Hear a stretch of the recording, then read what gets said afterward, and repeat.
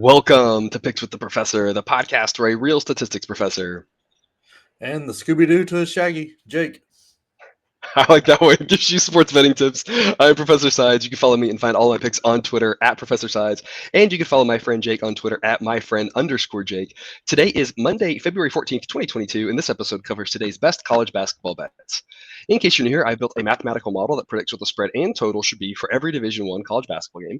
That information, along with a graded A, B, or C pick for all of today's games, is available in the Google Sheet linked in the show's description, or we'll cover them in this episode. A picks are the ones that I love, B picks are the ones I like, and C picks are the leans. However, please remember, good and bad variance will occur. So as much as I'd like to say the model will be profitable each and every day, that is an impossible reality for any gambler. Jake, I tweeted about this. I say on this episode, good and bad variance will occur, and I want to convey to our listeners, right? You aren't going to win every day. You aren't going to win every week. You aren't probably going to win every month, and that's okay. We have ups and downs, but last week was the craziest run of good and bad variance I think I've ever seen. Monday and Tuesday were just fantastic for the model. Wednesday, Thursday, Friday, just kind of okay, hanging in there. Saturday was probably the worst day of the season. You have to have a worst day. Hopefully we don't have one worse than that. Sunday might have been the best day of the season.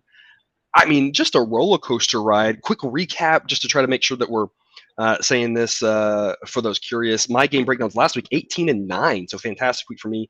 The overtime A plays went 10-12. Sundays, no episode, but those also went 2-0. The buzzer beaters, not good for me last week. They've been kind of struggling. I'm trying some new things. I'm working to get those right for sure. Jake, last week, 18-22, but overall for the 5-week pod lifetime, right around break even, so that's solid. The one complaint, Jake, I have with you is Saturday's live episode. I gave you a ton of A plays, and I said, pick me out the A plus play of the day, and you gave up Marquette. I liked Marquette too, right? And I think Marquette forgot when the game started. I mean, what do you have to say for yourself on that one? I can only apologize so much. That was all on me. I chose the A+ play of the day, and I screwed it up. I don't know if I'll get the opportunity again because that was bad. No, you might just because it's easier for me because then I get to pass the blame onto you, right? It's nice, if it wins, great, I can give you the. If not, it's not on me, it's on you. So I like it, that was fun.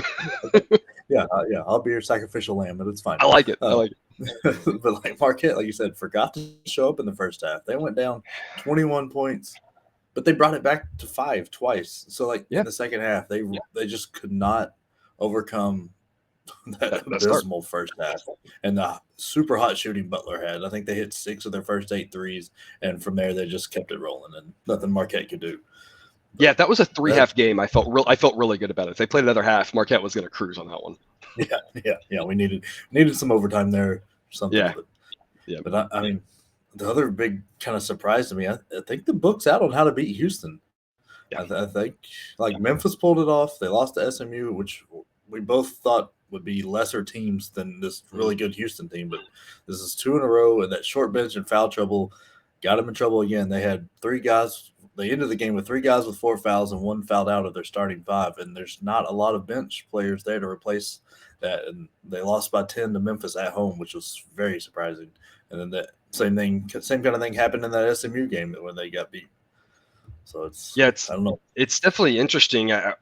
We're praising the coaching job of Penny Hardaway. I feel like the end times are here, at that point. But he did a great job getting his squad ready to go, attacking Houston's weaknesses. It's interesting. We were praising Houston, saying they had these injuries and they didn't really miss a beat for so long. And we thought, man, they've got this down. And then all of a sudden, right as we start praising them, things really turn the other direction for them. So Houston's an interesting team to watch going forward. Can they kind of right that ship, figure out now how teams are attacking him, how to stay out of that foul trouble, because we knew that bench depth was going to be potentially an issue, but we didn't quite realize it would be as bad as it's been these last 2 games for him. Yeah, kind of like this is kind of a, I don't know, weird kind of point, but maybe it's good that this happens for them, right? So that way they can go back to the drawing board and figure out a new game plan, because if everything's working all year, why would you change your game plan up? Yep. So maybe this is good for them to go back and refigure out some things and hit it right hard for the tournaments. But absolutely, and hey, in every aspect of life, you learn more from your defeats than your victories, right? So this is definitely you'd rather have these losses now than March. So definitely some optimism there for Houston. Try to turn a negative into a positive, right? Before we get to today's slate, a reminder, please like and subscribe, follow, rate. We appreciate any and all of those things. They do help us out greatly. Drop a comment if you're on YouTube. We love those and try to respond to as many as we can. Tonight, we've got a little bit of an early one kicking us off here, 5 p.m. Eastern, 4 p.m. Central, St. Louis at St. Bonaventure. These two teams just played on, I believe it was on Friday at St. Louis. Both of us liked St. Louis in that game, and they lost on the road. But it's an A pick for me. Again, I'm going back to the well here with St. Louis. I locked in an A pick +2 at -105 was my official pick. It's out about 2.5 in most places. Those are pretty equivalent there. The model thinks that St. Louis should be favored by about 1.5, so I've got a wrong team favored here. It's really hard to win these back-to-back setups. The only teams that are able to pull it off for the most part are teams that are that much better than their opponents. I think if you just say, hey, the Bonnies won on the road, so another one at home, I think that's making it too simple. St. Bonaventure playing, as we've long talked about, with a shortened rotation. I think St. Louis is able to get the better of them here in the rematch. So a pick for me on St. Louis. +2 at good odds, +2.5. If you're inclined money line, not a bad option. Just kind of depends on what your personal style is. Jake, what do you have for us? Yeah, there was. I'm on St. Louis plus this. There was a little bit of, very good rivalry set up. St. Bonaventure did a little taunting of the crowd after they won the game. It was, like nothing mean, just enough to get it going. It makes rivalries great. So St. Louis is going to have a little extra motivation. I think they're the better team. Their leading scorer had scored 6 points and was 2 of 10 shooting. They shot terrible in that St. Bonaventure game. And some credit's got to be given to St. Bonaventure for the defense, but I don't think all that's repeatable. The Bonnies also had 3 guys play 40 minutes and had a combined 14 bench minutes. So like we've talked about almost every time we've talked about them, anything slightly goes wrong, they are in very, very much big trouble because there is no help on the bench. I think the bench breakdown was 14-3. So it's not a lot of minutes there. So I think the St. Louis team comes out, wants to make a point, maybe taunt their crowd a little bit, just a little extra motivation, and gets it done. I think they win it outright, and I definitely like them plus the points. I think so too. Like I said, depending on what your style is there, if you want the points of the money line, I think St. Louis is the right side there. Moving on to a game that should be exciting if you like low-scoring games. If you like unders, this one is for you. Virginia at Virginia Tech, 6 p.m. Central Time there. The model makes this Virginia Tech -6, so I've locked in a B play on Virginia Tech -4.5. I think Virginia Tech's the right side. I don't think Virginia's very good. I really debated on this one. I went back and forth if I wanted Virginia Tech or if I wanted the under. So that's just something else to throw at you for your consideration. Virginia Tech plays really slow. Now they don't play Virginia slow. That's impossible to play. I mean, if you play slower than Virginia, you're not playing. You're just literally not moving, right? But I think this is going to need some crazy hot shooting or overtime just to get to 120. I see this being one of those ugly, 55-45 type games. I think Virginia Tech is better. They're at home. So I'm laying that short number there. And like I said, just something to think about with that under. It's a low number, but I don't see how it gets over 120 personally. Jake, what do you have for us? Yeah, I'm riding the Virginia Tech team. They're 8-4 against the spread at home. They are the 21st ranked in offensive efficiency. Now, this doesn't mean they score a bunch of points. It just means they score when they have the ball. They take their time, They score. And the same thing with the 12th ranking in effective field goal percentage. And both those jump up inside the top 10 at home. So, I mean, that's a kind of big thing. They also are second in the nation in three-point percentage. They just don't shoot a ton of them. So, I mean, they hit them when they shoot them, but it's not a lot of three-point shots coming. But they're just very run-of-the-mill defensively, and only force 12 turnovers. So I think there's going to be not a lot of turnovers in this game. They're going to really value the ball and take their time, find the right shot on offense. So I think your under's pretty safe, and I think Virginia Tech is the much better team, especially at home.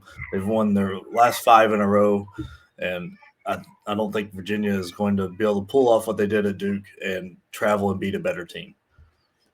Yep. I think you made some really good points there. You talk about Virginia Tech offensively efficient. Virginia not defensively efficient, right? Virginia keeps the games low scoring, not because they have a good defense, but because they play at such a slow pace. And so Virginia Tech should have no trouble scoring when they have possession. They just aren't going to do it quickly, and they aren't going to get many possessions. And Virginia, like you talked about, Virginia Tech's defense not very good, but Virginia Tech's offense not very good either. So a lot to like about the under. And like I said, my official pick is Virginia Tech -4.5 with you. I think Virginia Tech gets it done pretty easily. At that same time slot, West Virginia is traveling to Kansas State. Kansas State is a short 3-point favorite, total of 133. My official pick, under 133. The model makes this under 130, actually. Neither team wants to push the pace. Neither is really amazing offensively. Both can get really stagnant for stretches, which I think is going to be the key to getting us under. And both these defenses are pretty solid. So I just see this one being a lower scoring affair. Jake, who wins this one in what should be a tight game here in Manhattan, Kansas? Yeah, I really like this Kansas State team at home. I'm riding them with the -3. They are a very good defensive team, and they really guard the 3-point arc very well. I think they're third in the nation in holding teams the 27% from behind the arc, and that really eats into how McNeil and Taz shoot. Like, they kind of eats into West Virginia's offense, and they rebound the ball well. So it's going to be they're going to force them into a bad shot and end it. There's not a lot of offensive rebounds given up by this Kansas State team, and that'll be just enough for Marquise Knoll and Nigel Pack to score to probably put this in the 5 to 7 range. I just don't think West Virginia, with how their offense is set up, it's not a good matchup for them. And Kansas State's defense does enough to get them in that to cover it and probably win under 10. So it should be a fun game to watch. All right, yep, that makes a lot of sense. And then sticking in the Big 12, the late time slot there, 9 p.m. Eastern, 8 p.m. Central, Oklahoma State travels to Lawrence to take on the Jayhawks. Kansas is a 10.5-point favorite this morning, total of 143. I'm locking in the B pick on Kansas -10.5. The model thinks it should be a little bit more than 11. I think my numbers are a little bit low on Kansas at home than they should be. When they play at home, especially these conference games, Kansas has a propensity to run away late. They like to hear the Rock Chalk Jayhawk type thing. It seems like a game where I've seen the Big 12 too many years that they can overmatch these teams and they just put it away and end up winning by 20 or something. Kentucky game aside, kind of like I said, Kansas in the Big 12, right? Kansas at home is a place that if you got to either keep it tight or you're going to get blown out. And I just don't see how Oklahoma State keeps this one tight. Jake, what's your play? Yeah, I don't see Oklahoma State staying in this game at all. I think Kansas is an incredible team at home, and they get everything going. And especially if Remy Martin ends up playing, I know he's questionable and has been out the last few, but if he ends up playing, it really elevates this Kansas team to a really tough level to be able to stop. And they take care of the ball well, and Oklahoma State thrives off turnovers and kind of muck it up kind of play. And that's not going to happen at home. Bill Self is going to have this team ready to go. I think Abaji had 7 shots in their last game. So I think he's going to come out ready to kind of stamp his Big 12 Player of the Year kind of mark and just really ice this one while they have a chance to really increase this lead. So it's Texas Tech screwed up their chance to cut into it. I think they've got a 3.5 game lead on everybody. So I think they're just going to put it away and run away with this Big 12 the rest of the schedule here. Yep. I think that makes a lot of sense, which brings us to the A plays of the day. I've got 3 of them for you here. One of them, the A+ play. I'm going to start us off at 8:30, 7:30 Central. Texas Southern -2.5 versus Southern. Southern just lost to Prairie View A&M, and so I think that Texas Southern, they couldn't quite cover for us Saturday. They were right at the number and then just stopped playing late. I don't think that'll be an issue with a smaller number here. At 8 p.m. Eastern, 7 p.m. Central, Alabama State -10.5 versus Mississippi Valley State. Mississippi Valley State covered Saturday in a similar spot, but if you didn't catch that, Mississippi Valley State went 4 overtimes on a Saturday, and now they have to play Monday. That's going to put them at a huge disadvantage, and I think this is a situation where if things start going downhill with those tired legs, I mean, they essentially played 3 halves of basketball Saturday. Alabama State only played 2 like most teams do. So I think that's I don't have that factored in. There's no time fatigue type effect in the model. So I like the number already, and then you add that in. I think Alabama State a lot to like there. It's a big number, but Mississippi Valley State's going to really struggle, I think, given the 4 overtimes that they played on Saturday. And then the A-plus play of the day, 8 p.m. Eastern, 7 p.m. Central, UIC minus 16.5 versus IUPUI. IUPUI, I think, is down to like 5 players, 6 players. I watched a tiny bit of that game this weekend, and their bench is literally empty. It's like they just have chairs there. They've had the worst string of luck with regards to injuries. It's not even guys transferring out. It's like 8 guys or some crazy number injured out for the season. They've asked for people to come try out. They lost by 30 or 40 or something this weekend. I see it being the same thing because when you have to play everybody that many minutes, they are trying. It's not like the Bonnies who they've got guys who are in good shape for that. This is not what IUPUI wants to do. They just don't have any depth. So I like IUC to just crush IUPUI, which takes us to our Talk Me Out of segment. Doing this a little bit different. I'm not locked in a play yet. The game that we're going to talk about here is Rhode Island. They are plus 2.5 at home against Dayton. The model thinks it should be Rhode Island plus 1.2. Jake, you are on Dayton. I have not locked in a pick. I want to hear what you say, and then I'm going to make my decision. Talk me out of the model's pick of Rhode Island plus 2.5 at home against Dayton. Well, the first point I'm going to make is I am 3-0 in this segment, so I'm doing well. I mean, mic drop, right? There you go. Yeah. But after that, I mean, if you want to look at the previous matchup, Dayton won by 2, and they really didn't shoot well. They shot 30% from the floor and 27.3 from 3. So if those get closer to their averages, that easily covers this number.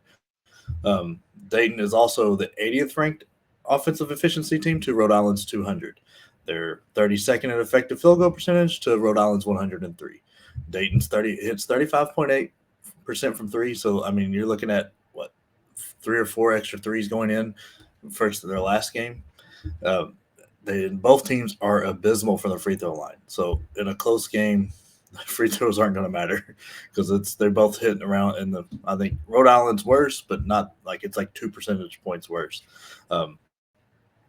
Dayton can struggle taking care of the ball and don't force a lot of turnovers, but they've got this Rhode Island team's number. In the last game, they forced 16 turnovers and just didn't take advantage of it.